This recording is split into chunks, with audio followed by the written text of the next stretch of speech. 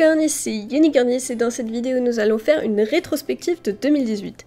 L'année commence à toucher à sa fin donc je me suis dit pourquoi ne pas faire un recap de cette année remplie de mises à jour. On va donc faire un aperçu rapide de ce qui a bougé dans Star Civil Online cette année. Allez c'est parti. Et on commence tout de suite avec les chevaux. Donc sont sortis cette année premièrement le Suédois du Nord au prix de 749 Starcoins. Je ne comprends pas trop pourquoi 749 alors que d'autres chevaux sont à 750, je ne comprends pas pourquoi soit un Starcoin de différence, mais c'est comme ça. Est ensuite sorti le Lusitanien au prix de 949 Starcoins. Cette race est selon moi l'une des plus réussites cette année. Puis on a eu le droit au remake de l'adorable Jorvikois de départ, donc c'est un remake du poney Jorvikois au prix de 350 Starcoins, donc c'est un prix vraiment très abordable. Existe aussi en version hybride, au prix de 550 Starcoins. Ensuite, il y a eu le Trakener au prix de 750 Starcoins. La seule chose que j'ai à reprocher au modèle, c'est son trot un peu bizarre. Alors SSO, ils ont essayé de lui donner un trot allongé, or c'est un peu parti sur un échec. En octobre sont sortis les adorables Fjords au prix de 850 Starcoins, mais du coup malheureusement les anciens modèles sont partis définitivement du jeu. Et pour clôturer l'année, sont sortis d'adorables grosses boules de poils, le Clydesdale au prix de 750 Starcoins. Mais il y a aussi eu la sortie de plusieurs chevaux magiques, donc premièrement les 3 magiques qui sont sortis chez Gary Gold tous, donc un doré, un arc-en-ciel et un rougeâtre. Puis il y a eu la sortie du cheval de Thompson le Galloper, qui n'est autre qu'un Shear magique version maléfique. Personnellement je l'ai pas pris parce que j'ai déjà la version en bleu. Puis pour clôturer l'année est sorti un cheval de glace sur le modèle du Suédois du Nord que je trouve vraiment à craquer, donc qui était disponible, ou il l'est encore au moment de la sortie de la vidéo, au village de Noël. Donc cette année sont sortis vraiment pas mal de chevaux, donc il y avait vraiment moyen de trouver chaussures à son pied parmi tout ce qui est sorti. Mais SSO ne se limite pas qu'aux chevaux au niveau des achats qu'on peut effectuer, donc maintenant on va parler des compagnons qui sont sortis cette année. Très peu de temps après la sortie de Mistfall sont sortis d'adorables Mistfox, donc c'est les renards de Mistfall si on peut dire comme ça.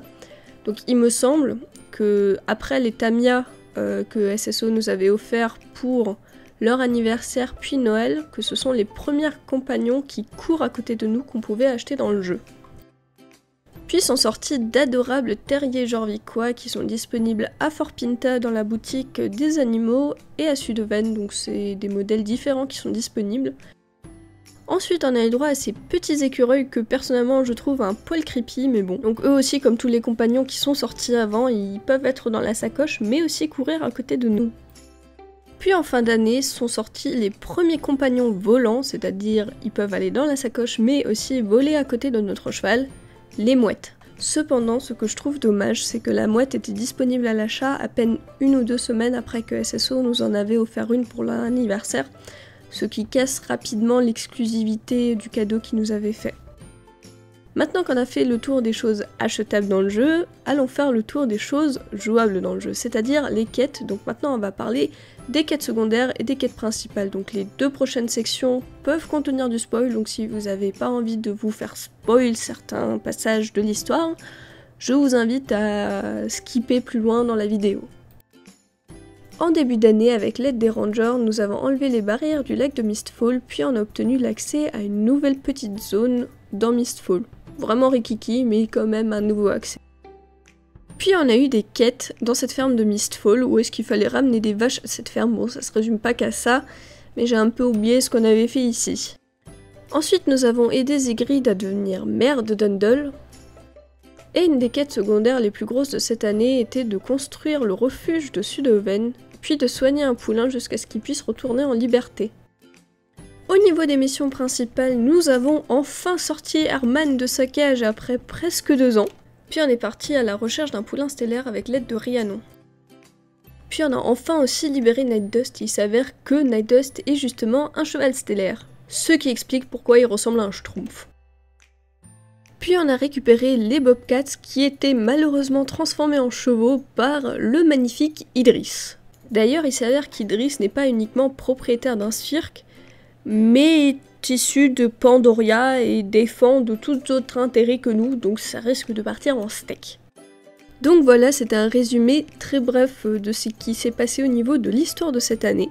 Et maintenant, on va parler des changements divers et variés, plus ou moins gros, qu'il y a eu tout au long de l'année, qui ont plus ou moins amélioré notre expérience de jeu.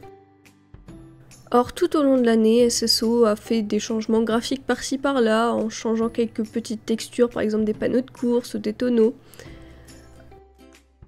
Le ranch de Sudhoven a totalement changé de tête. Le cirque a d'ailleurs également été refait, mais du coup ils ont fait tout plein de changements tout au long de l'année pour au final, vers la fin de l'année, sortir une grosse mise à jour de toute la région. Donc là on voit par exemple Morland qui a pas mal changé de tête.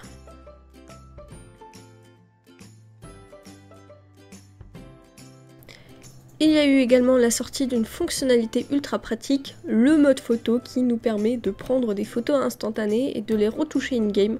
Donc c'est vraiment une fonctionnalité ultra pratique. Puis ils nous ont fourni quand même pas mal de moyens pour personnaliser nos photos directement dans le jeu justement.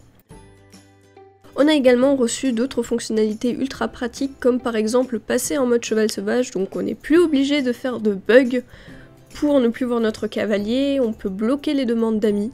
Ça c'est THE mise à jour de l'année pour moi. On peut également bloquer les demandes de groupe, les notifications de zone et les invites de club. Mais également on peut dorénavant retirer son chapeau et ses gants. On nous a également donné un petit carnet qui nous permet de voir notre progression directe, donc en ce qui concerne par exemple les étoiles collectées, les personnages déjà rencontrés, et surtout des petits trophées à débloquer tout au long de l'aventure. La fête d'anniversaire de Star Stable est dorénavant accessible aux non-Star Riders puisqu'elle se situe au niveau de la ferme de Jasper. Et c'est exactement pareil avec le solstice d'été qui a été décalé au même endroit et d'ailleurs le solstice d'été a pas mal changé cette année.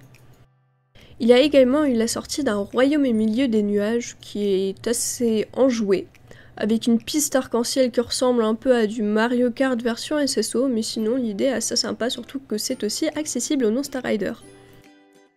Puis exprès pour Halloween, SSO ont sorti le donjon de Thompson le Galopeur, également accessible aux non-Star.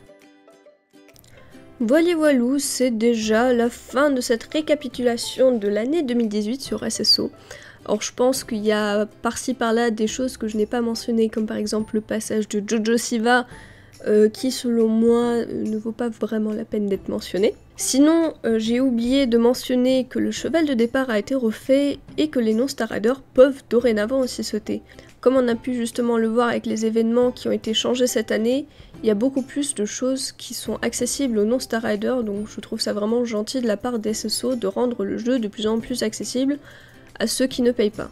Donc, comme vous avez pu constater, j'ai récupéré des passages de vidéos sur la chaîne de SSO et sur la chaîne de Melissa Westfall. Or, pour SSO, je leur ai pas spécialement demandé leur autorisation parce que je pars du principe qu'SSO est une entreprise et que ce sont des vidéos commerciales, donc ça reviendrait au principe de partager une publicité. Mais pour ce qui en est des vidéos de Melissa Westfall, je lui ai bien sûr demandé son autorisation, qu'elle m'a gentiment donnée. D'ailleurs, merci beaucoup Melissa de m'avoir permis d'utiliser tes vidéos. Et si jamais vous voulez faire de même, donc utiliser mes vidéos ou les vidéos de quelqu'un d'autre pour illustrer quelque chose sur votre chaîne, demandez l'autorisation avant de les utiliser, merci. Et juste pour expliquer pourquoi j'ai utilisé les vidéos d'autres personnes, c'est que tout simplement certaines mises à jour, je les ai pas filmées donc j'avais pas d'extrait vidéo sous la main. Et sinon, quand je filme, je mets ma cam, ce qui fait que j'aurais dû essayer de rogner la tête au montage, etc. Et ça rendait pas spécialement bien, donc j'ai préféré demander à quelqu'un si je pouvais utiliser ces vidéos. Voilà, donc j'espère que cette vidéo récapitulation de 2018 vous a plu. D'ailleurs, n'hésitez pas à me dire en commentaire quelle a été votre mise à jour préférée de cette année. Voilà. Et sinon, là en fin de vidéo, je voulais vous dire que je ne suis pas spécialement satisfaite du rendu de cette vidéo récapitulative. Je trouve qu'elle manque un peu d'activité, mais là sur le court terme, je ne sais pas vraiment ce que j'aurais pu faire différemment. Du coup, j'aimerais aussi que vous me dites vos idées de comment est-ce que je pourrais rendre une vidéo récapitulative un peu plus intéressante à regarder. Malheureusement, là j'ai pas vraiment eu le temps de me casser la tête parce que j'ai vraiment eu très peu de temps pour tourner cette vidéo. Et comme j'ai dit en début de vidéo, le logiciel de montage n'a absolument pas coopéré. Alors Sony Vegas 13 là il va partir direct à la poubelle. Je vais me chercher un autre logiciel, mais plus jamais je vais monter de vidéos avec ça. Sinon, à force de m'arracher les cheveux, je vais finir chauve. Bon, j'espère que malgré tout, cette vidéo vous a quand même plu. Si c'est le cas, n'hésitez pas à liker, commenter, voire même vous abonner pour ne rater aucune de mes vidéos. Gros bisous de prochaines aventures.